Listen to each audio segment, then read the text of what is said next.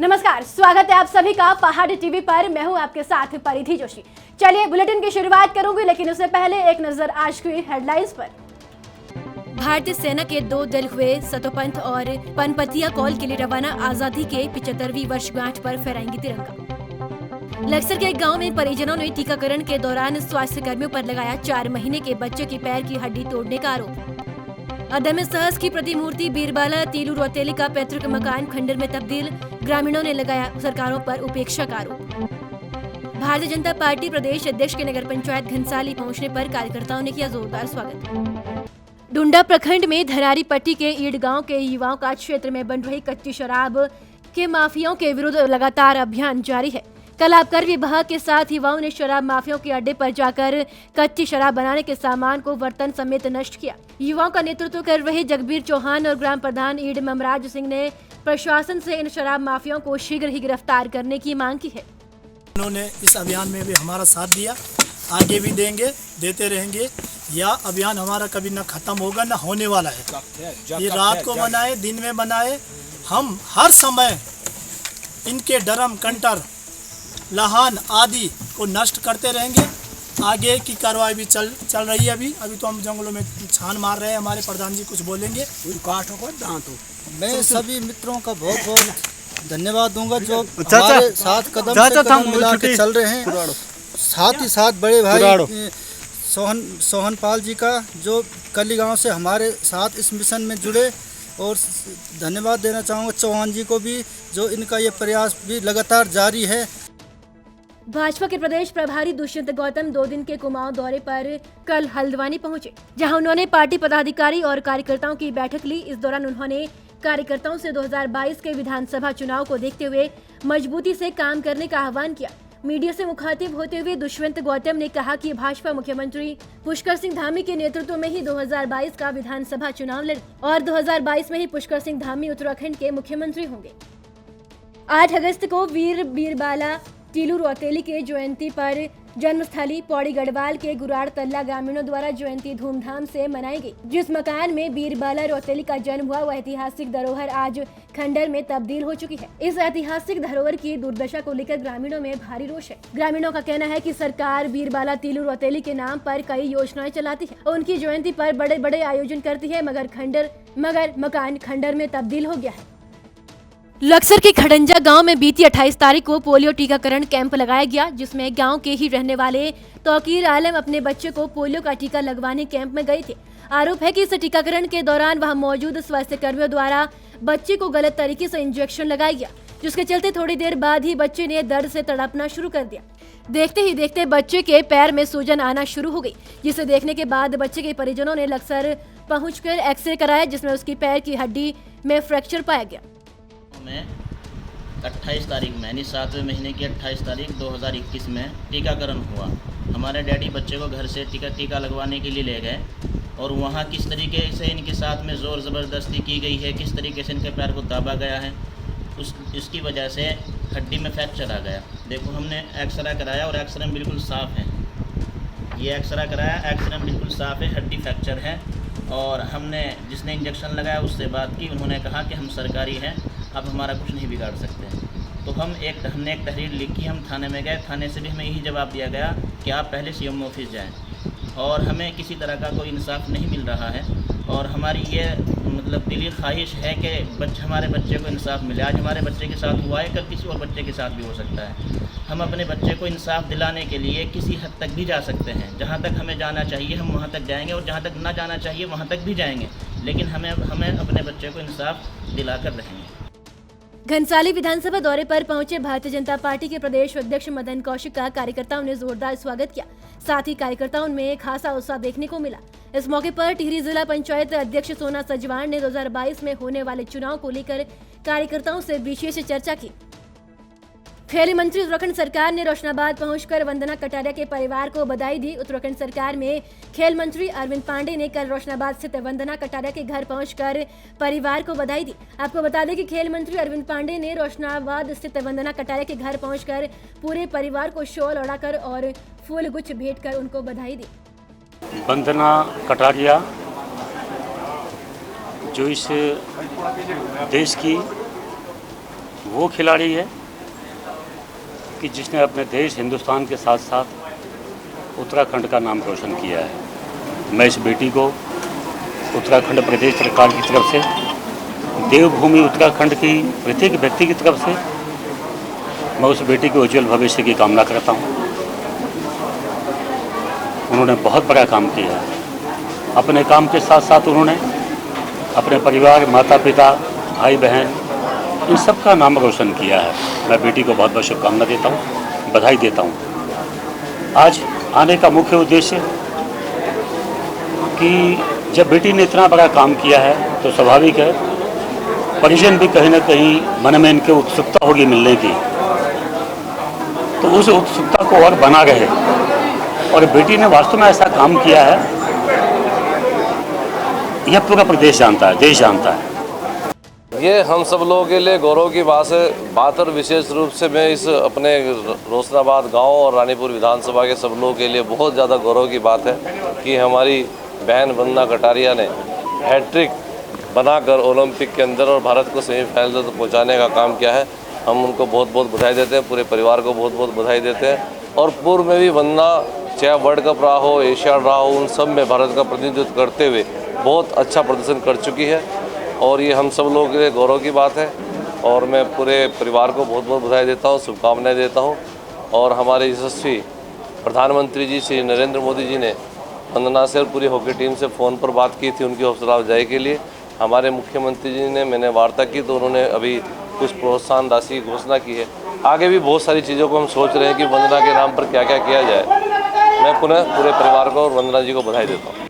पहले तो अपने सौभाग्य की बात यह है कि हमें वंदना कटारिया का भाई कहने का सौभाग्य प्राप्त हुआ और परिवार को भी साथ साथ बहुत गर्व है। और परिवार क्या, गांव, राज्य, प्रदेश, देश सभी को इस बात का गर्व है कि वंदना जो है भारत देश की बेटी हैं और सभी को बहुत गर्व है इस बात का।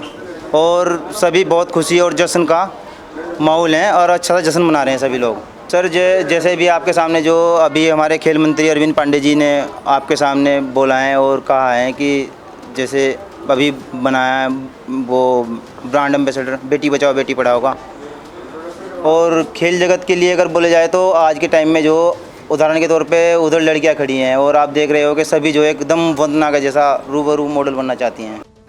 बाणा गांव के निकट भारतीय सेना के 25-25 सदस्यों के 2 दल भारत माता की जयकारों के साथ सतोपंथ और पनपतिया कॉल के लिए रवाना हुए।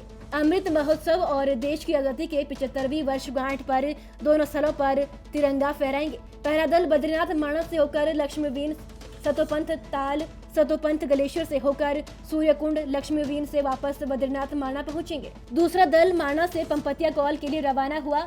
माणा से जाने के बाद सेफेंट camp, moraine camp, Parvati col base camp, Panpatia col से सुजल सरोवर, माहेश्वर होकर रुद्रप्रयाग से वापस लौटेंगे। ये आज़ादी का जो अमृत महोत्सव है हम सब इसको मना रहे हैं और पूरा देश जो है ये अपना 75वां जो अमृत महोत्सव है ये मना रहा है। इंडियन आर्मी की ये रीत रही है कि हर जगह जो है शौर्य, वीरता और साथ में एक अनुशासन के साथ हम हर जगह रहते हैं। ये एक्सपीडिशन जो लॉन्च हुआ है इस समय 2 एक्सपीडिशन लॉन्च हुए हैं। ये उसी सीरीज़ में इंडियन आर्मी का जो है अमृत महोत्सव के ऊपर एक अभिवंदन है। सतोपन ग्लेशियर के लिए लॉन्च हो रहा है। हमारा टारगेट ये है कि 15 तारीख को सतोपन ग्लेशियर के ऊपर तिरंगा लहराना है और आप सबको यही शुभकामनाएं देता हूँ कि 15 अगस्त विजयत्री स्वतंत्रता दिवस की शुभकामनाएं दे रहा हूँ। प्रदेश में जहां एक और तीलू रौतेली सम्मान चर्चा का विषय बना हुआ है, वहीं दूसरी तरफ टिहरी महिला कांग्रेस ने भाजपा पर आरोप लगाया है कि तीलू रौतेली सम्मान का राजनीतिकरण किया जा रहा है। महिला कांग्रेस अध्यक्ष दर्शनी रावत का कहना है कि जहां पुरस्कारों में सम्मानित वंदना कटारिया इस पुरस्कार का मान बढ़ा रही है, वहीं दूसरी तरफ इन पुरस्कारों को ग्रहण करने वाली लगभग 1 दर्जन महिलाएं भाजपा में कार्यरत है। जो हमारी प्रेस थी, जो कल बीजेपी ने जो हमारी आज जिनका जयंती भी है तीलू रौतेली जी का, मैं सभी महिला कांग्रेस की ओर से उनको विनम्र श्रद्धांजलि अर्पित करती हूँ। और जो आज बीजेपी ने एक राजनीतिक खेल खेल के एक राजनीति में तीलू रौतेली जी को घुमा दिया है। उन्होंने जितनी भी उनकी कार्यकर्ता थी या उनकी पदाधिकारी थी, उन्होंने उनको सम्मानित करने का काम किया है। पीलू रौतेली जी से वो सम्मानित महिलाएं होती थी जिन्होंने अपने जीवन में बड़ा संघर्ष किया हो, समाज के लिए, अपने लिए, किसी दूसरे के लिए, लेकिन इन्होंने उसको राजनीतिकरण का ध्रुवीकरण कर दिया है। और पूरी तरह से जो एक ऐसी महिला था जिन्होंने पूरे भारत में अपनी एक छाप छोड़ी थी और पूरे उत्तराखंड में उनका नाम बड़े सम्मान से लिया जाता है। आज बीजेपी ने उनको ध्रुवीकरण करके राजनीतिकरण के ख़त्म करने का काम किया है और जो उन्होंने आजकल सम्मानित करने का काम किया है। मैं सिर्फ 2 महिलाओं से उस 22 लिस्ट में जो 22 की उन्होंने लिस्ट जारी की है, सिर्फ मैं 2 महिलाओं से मैं ये कहती हूँ कि उनको बिल्कुल सही सम्मान मिला। बाकी सब 20 की 20 महिलाएं बीजेपी के विधायक, बीजेपी का मुख्यमंत्री, बीजेपी का प्रदेश अध्यक्ष से लेकर कोई भी ये बता दे कि वो सही है। तो हम जितनी भी महिला कांग्रेस की महिलाओं ने आज प्रेस किया है, मैं अपनी प्रेस वापस लेने के लिए तैयार हूँ, लेकिन एक बार भी बताएं कि वो महिलाएं कौन थी जिन्होंने अपना समाज में अपना दायित्व का निर्वहन किया। कैबिनेट मंत्री और मसूरी विधायक गणेश जोशी उत्तराखंड राज्य आंदोलनकारी मंच द्वारा किए जा रहे धरना प्रदर्शन में पहुंचे। आंदोलनकारियों को संबोधित करते हुए कैबिनेट मंत्री ने कहा कि आंदोलनकारियों के आशीर्वाद से ही विधायक और मंत्री बने हैं। ऐसे में सरकार में होने के नाते आंदोलनकारियों की मांग को उठाना उनका दायित्व है। उन्होंने बताया कि सुबह उन्होंने मुख्यमंत्री से इस बारे में बात की थी, जिस पर मांगों को लेकर उनका सकारात्मक रुख देखने को मिला। देश की आज़ादी के बाद अपनी जान की बाजी लगाने वाले शौर्य चक्र विजेताओं की याद में देश के 75 अलग अलग स्थानों पर अमृत महोत्सव कार्यक्रम आयोजित किया जा रहा है। इस कार्यक्रम के दौरान शौर्य चक्र विजेताओं के परिजनों को सम्मानित कर शहीदों को याद किया जा रहा है। गौचर में बीआरओ द्वारा आयोजित अमृत महोत्सव कार्यक्रम के तहत पूर्व मुख्यमंत्री तीरथ सिंह रावत बतौर मुख्य अतिथि गौचर पहुंचे। यहां पहुंचने पर भाजपा के लोगों द्वारा उनका स्वागत किया गया। महोत्सव के तहत शौर्य चक्र विजेताओं के परिजनों को पुरस्कृत किया गया है। माननीय प्रधानमंत्री मोदी जी का जिस तरह से 15 अगस्त को 75 वर्ष देश की आज़ादी को होने जा रहे हैं, उस रूप में कार्यक्रम 75 सप्ताह से चल रहा है। भिन्न भिन्न कार्यक्रम आयोजन और साथ में आज इस 4 दिन के अंदर पूरे देश के अंदर यह विभिन्न 75 टुकड़ियों में कार्यक्रम, और इसमें मैंने जैसे कहा कि शौर्य चक्र विजेता उनके परिजनों को पुरस्कृत सम्मानित करने का काम किया। मैं उनको अपनी श्रद्धांजलि दिया हूं और उनसे हम लोग प्रेरणा लें कैसे इस देश के लिए, राष्ट्र के लिए हमको समर्पण करना है। तो एक ही उद्देश्य है माननीय प्रधानमंत्री जी का, नेशन फर्स्ट, देश पहले है, और इसके लिए हम सब लोगों को विचार करते हुए और इस देश के लिए पूरी तरह, चाहे जिस क्षेत्र में जो काम कर रहा हो उसे उस क्षेत्र में यह भावना रखते हुए कि मुझे अपने देश के लिए करना है और उसके लिए कर रहा हूँ और उसको लेकर आगे बढ़ना। रविवार दोपहर को सिमली कर्णप्रयाग के मध्य पांडुली पुल के समीप एक मोटरसाइकिल दुर्घटनाग्रस्त होने से पिंडर नदी के किनारे जा गिरी। बाइक में सवार 2 व्यक्तियों में से अंकित कुमार निवासी सिमली की मौके पर ही मौत हो गई और दूसरे व्यक्ति मोहन कुमार निवासी गिरतौली नंदासरण घायल हो गए। घायल युवक को 108 की मदद से सामुदायिक स्वास्थ्य केंद्र कर्णप्रयाग लाया गया, जहाँ युवक की गंभीर हालत को देखते हुए चिकित्सकों द्वारा हायर सेंटर के लिए रेफर कर दिया गया। सरोवर नगरी नैनीताल पहुंचे। नैनीताल राष्ट्रीय महामंत्री और उत्तराखंड भाजपा प्रभारी दुष्यंत गौतम के प्रथम बार आगमन पर भीमताल, भवाली और नैनीताल मंडल के पदाधिकारियों और भाजपा कार्यकर्ताओं ने जोश खरोश के साथ स्वागत किया। राज्य अतिथि गृह में उत्तराखंड प्रभारी दुष्यंत गौतम ने कार्यकर्ताओं को संबोधित करते हुए कहा कि केंद्र और राज्य सरकारी योजना को जन जन के बीच में जाए।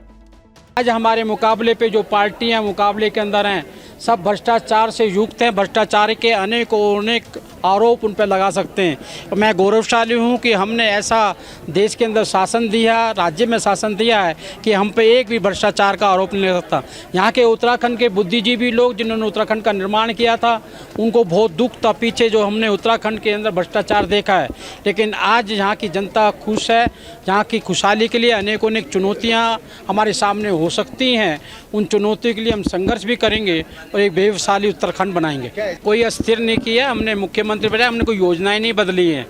मुख्यमंत्री हम कोई खानदानी परिवार से पैदा नहीं हुए हैं। कि हम बड़े बादल हुए हैं तो छोटे बादल आएगा, पासवान है तो छोटा पासवान आएगा, नेहरू गया तो इंदिरा आएगी। हम ऐसे नहीं हैं, हमारे पास बहुत कार्यकर्ता है। हमारा मंडल का अध्यक्ष भी मुख्यमंत्री का काम संभाल सकता है, ईमानदारी से संभाल सकता है। हरीश रावत जी को हमने पिछले इलेक्शन में बहुत बड़ी चुनौती माना और वो दोनों इलेक्शन हमारे कैंडिडेटों से हार गए। भारतीय जनता पार्टी कमल का चुनाव चिन्ह है। उत्तराखंड में भारतीय जनता पार्टी का चेहरा है। हम व्यक्तिगत किसी को मान के नहीं चलते। हमारी कार्य योजनाएं, हमारे कार्य, हमारे नेतृत्व, हमारे कार्यकर्ता ही हमारा। राष्ट्रवादी जनलोक पार्टी ने कल बेरोजगारी को लेकर प्रदर्शन किया और मुख्यमंत्री को उत्तराखंड राज्य के मूल निवासी को प्रदेश में लगे उपक्रमों में 70% रोजगार दिलाने के लिए ज्ञापन प्रेषित किया। राष्ट्रवादी जनलोक पार्टी का कहना है कि बेरोजगारी दूर हो जाएगी। इसके लिए सरकार द्वारा कानून भी बनाया गया, जिसमें प्रावधान रखा गया कि सभी प्राइवेट कंपनियों में 70% भागीदारी मूल निवासियों की होगी। लेकिन दुर्भाग्य से किसी भी कंपनी ने इस कानून का पालन नहीं किया और जिसका परिणाम हुआ कि हमारी जमीन उद्योग लगाने में उपयोग हुई। यहाँ से निकलने वाला प्रदूषण हमारे स्वास्थ्य के लिए हानिकारक हुआ, लेकिन रोजगार में मूल निवासी को 70% तो दूर 10% भी हिस्सेदारी नहीं दी गई। जब उत्तराखंड का निर्माण हुआ तो लोगों को बड़ा विश्वास था कि अब हमें अपने गृह जिले में रोजगार मिलेगा, क्योंकि यहाँ बहुत उपक्रम लगेंगे, फैक्ट्रियाँ लगेंगी। फैक्ट्रियाँ तो बहुत लगी, 5000 से ज़्यादा प्लांट लगे, लेकिन दुर्भाग्य ये रहा कि यहाँ के लोकल व्यक्ति को उसमें कोई हिस्सेदारी नहीं मिली। जबकि ज़मीनें हमारी गई, उसका प्रदूषण जो फैक्ट्रियों से निकलता है वो हमारा जो हरिद्वार ज़िले के और जो पहाड़ के लोग हैं वो झेलते हैं। लेकिन हमारा अधिकार हमें नहीं मिले। 70% का एक कानून भी बनाया गया जिसमें ये प्रावधान है कि उत्तराखंड के मूल निवासियों को रोज़गार मिलेगा, लेकिन उस पर किसी ने आज तक अमल नहीं किया। तो आज हमने हरिद्वार का घेराव किया जिससे कि उस कानून का पालन हो, और जब तक उस कानून पर पालन नहीं किया जाता है तब तक ये आंदोलन जारी रहेगा। और जो पोस्ट ग्रेजुएट बच्चा है उसको 15,000, जो ग्रेजुएट है उसको 10,000 और जो 12वीं तक पढ़ा हुआ है और उससे नीचे है उसको 5,000 रुपये बेरोजगारी भत्ता दिया जाना चाहिए, जब तक उसको नौकरी का बंदोबस्त नहीं कर देती है सरकार। राष्ट्रवादी जनलोक पार्टी सत्य इस आंदोलन को तब तक जारी रखेगी जब तक इसमें हम अपने हर बच्चे को रोजगार नहीं दिला देंगे या बेरोजगारी भत्ता नहीं दे देंगे। और गंगोत्री धाम में देवस्थानम बोर्ड को लेकर पुरोहितों का धरना 58 दिन और क्रमिक अनशन तीसरे दिन भी जारी रहा। तीर्थ पुरोहितों का कहना है कि जो मंदिरों के अधिग्रहण को लेकर कानून बनाया गया है उसके विरोध में जंतर मंतर पर विरोध हो रहा है। उसी के सापेक्ष में गंगोत्री धाम में एक्ट की कॉपी को फाड़ कर जलाकर तीर्थ पुरोहितों ने अपना विरोध जताकर समर्थन दिया। मैया की आज हम यहाँ गंगोत्री धाम में माँ गंगा जी के सानिध्य में चार धाम तीर्थ पुरोहित संगठन ने एक डिसीजन लिया है कि जो सन 1863 में जो हिंदू मंदिरों पर कब्जा करने के लिए सरकार ने कानून बनाए, उसमें 30 अलग अलग कानून बने हैं जिनके अधीनस्थ हमारे जो 4 लाख से ऊपर जो मंदिर जो है सरकार ने अधिग्रहण कर रखे हैं। उन सबको सरकारी तंत्र से मुक्त करने के लिए पूरे ब्राह्मण समाज और सनातन धर्मावलंबियों ने जो है एक ठोस निर्णय लिया है कि वो सब मंदिर जो है मुक्त होने चाहिए, जिसके ऊपर जो है यहाँ पर हमारा देवस्थानम बोर्ड भी उत्तराखंड सरकार लागू करना चाहती है, वो भी उसी एक्ट के अंतर्गत है। और हम जितने भी तीर्थ पुरोहित है 4 धाम के, हम इस कानून को जो है इस काले कानून को नहीं मानेंगे। और आज हमने ये डिसीजन किया कि हम ये इस प्रतिलिपि को जो है इस कानून की प्रतिलिपियों को जो है अग्नि में स्वाहा कर रहे हैं। उत्तराखंड की बड़ी खबरों में फिलहाल इतना ही। बाकी अपडेट के लिए हमारे साथ बने रहिए और देखते रहिए पहाड़ टीवी। नमस्कार। ये है मेरा उत्तराखंड।